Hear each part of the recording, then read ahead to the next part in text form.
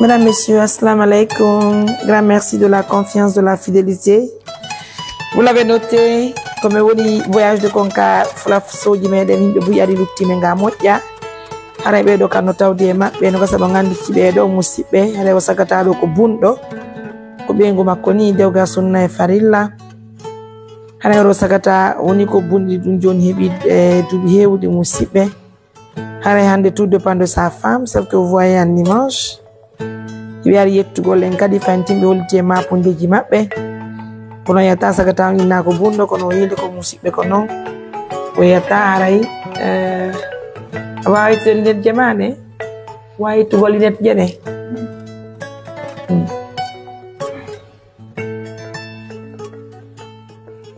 no hay finon wow ide ma de hebi non dubi jori gila inna yata wadini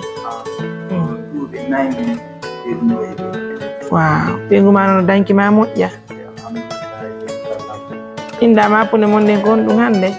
Ma binda men ma burdo si balla dinaina na ma yetta fi ju to Allah be kono be yomi lende Allah wadi barke mum ari ndar go di balla na wow. Bueno, Sonna jomo Allah wadio Allah danilan takwa mo fi wali dolam fiti ko mi ko tawarande ora Allah wali dunyani ne di sondo la sera fi jidi amen ne ha kono wande Allah wali doni nade de kono di do kono kono di jigo ko wa lan wali dade di kono la ingol la ni fugol nanti do fi ne la sudu dai non ande dari no fondo doni deji kusna don ko ne wa ga fendo ba do dara sire ni mbale no ay docteur o ben ala ni men ko re ni nayo bol ne tete tawata wawa mo sundu den woyo awo no yo silu bol ne bu ande ndogal do re do boye di logo wana mo bodum adime no ne men daru fi balla yande ko watu do de nyame de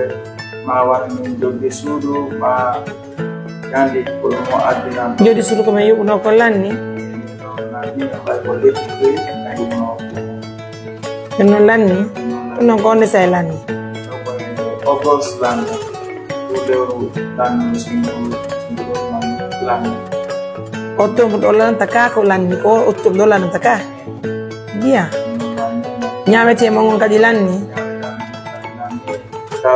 ko bengo am oro le wo na wal da ron ni ala ko nyama me da do balla ko ni wo me na me de ya no ko so do no so do do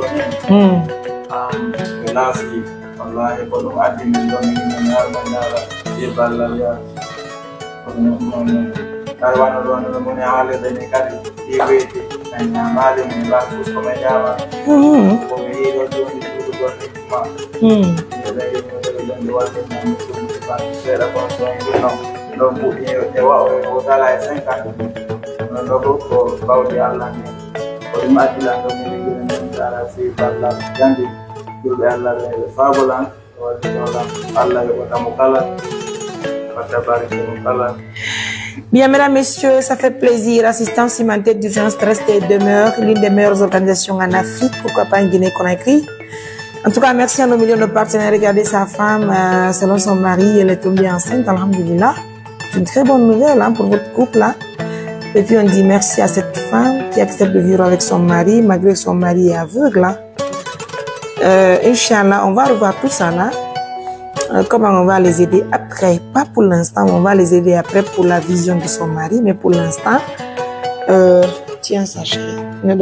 Attends, tu vas compter ça. Bien.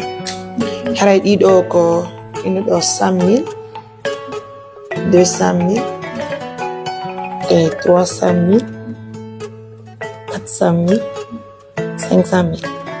Haray dido mbudi, et c'est vrai que inana mi jonno ngono kono ko monsieur Bari wontibe Belgique koni ko addani la jondi mbudi do ben woni jonno kala activité hatto nyinalo ka men gaade e do wano na libbi ka nawno be ben ma dum ka miskinaɓe goo kono ɓayaray Allah addi on ɗo ɗon kadi on ala ko ñaamo giɗon hattongini e ballal ɓengu ma ko sowiɗo wala hunde ko angu suti mo suɓima wondema kala ɗa nawni haray joni mi andini monsieur Badi Belgique inchallah on ɓuuri ko ɓe addi ko 510 000 guiɗi haray waɗi retrait majjini ɗo 500 000 donc haray ko Allah moyiyem jonni on winani albarka barka wadu barki ma amin Allah yubirgo juki aljanna amin jangudo tawo kondo o kala sabu wondo yertana mo kala artiste barka ana kay albarka darkanani joni yede bo yodon li non si partenaire be amen go woni kadi ko yettime be ngandina on si Allah mo ngade ko di tawdo no comme so Badi Belgique addi joni min ko mi hen jiidi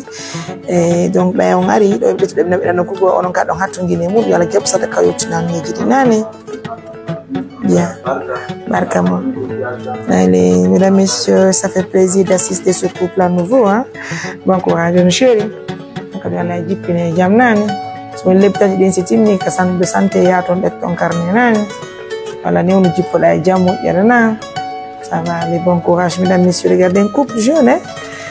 Et c'est pas facile, ça va aller, bon courage. Allez, assistance humanitaire d'urgence, encore une fois de plus. Bon courage, merci à tous nos partenaires. Bye bye.